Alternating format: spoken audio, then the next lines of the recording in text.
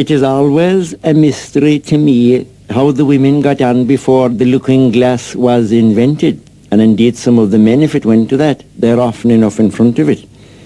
Well, the looking glass was invented, and there was one man that was dull of the fact he was living in an out-of-the-way place.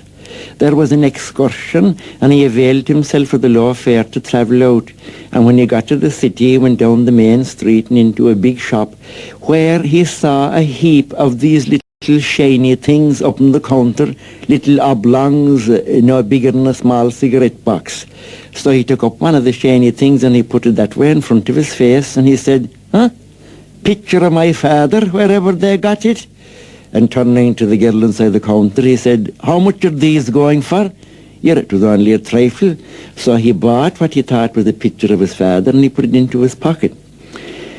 And every opportunity he got, he'd take that out and admire his father's picture, a man he had great respect for, and that was dead for some time. And he says to the girl, "Where did you buy these?" And she said, "They came from London." "Oh, London," he said. "My father was never in London. Maybe he passed through London on his way to heaven." Well, he brought home the picture of his father, but he was very careful not to let his wife see it, for indeed she didn't have the same respect for the father-in-law. Which of them have? Well, curiosity was killing her, for she saw him going to the pocket and taking out this whatever it was and admiring it.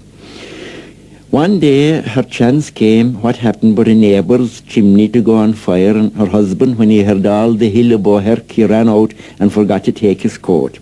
He was no sooner gone than her ladyship dived into the inside pocket and took out the looking glass and put it up in front of her face and said, "Who's this old hairpin?" And indeed, wherever he met her, she is no great shakes. I can tell you, if that's what's drawing him off into the cities, I'll soon put a halt to his gallop.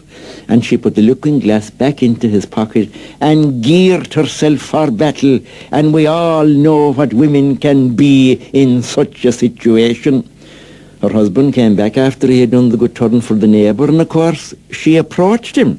"Such a thing," she said. "What are you doing with the picture of this other dolly Varden inside in your pocket?" The man said, "That's not a picture of any woman." He said, "That's a picture of my father."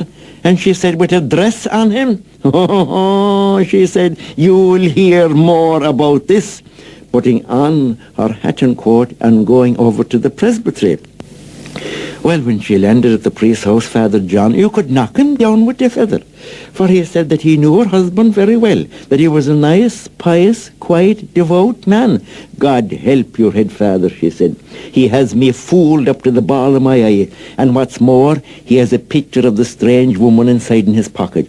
"Oh," says Father John, "that won't do. That'd be a nice headline to be giving my congregation. I'll have to go to the house and reprimand him."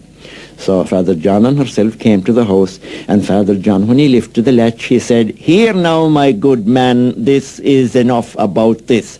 Hand me out the picture of that strange woman you've there inside in your pocket."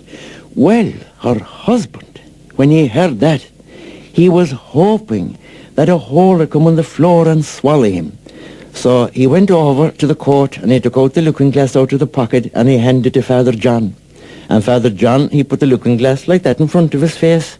And when he saw who was looking out at him, he got a fit of laughing. "Well, to say, the two of you would want to have your heads examined. Isn't that the parish priest that was here before me?"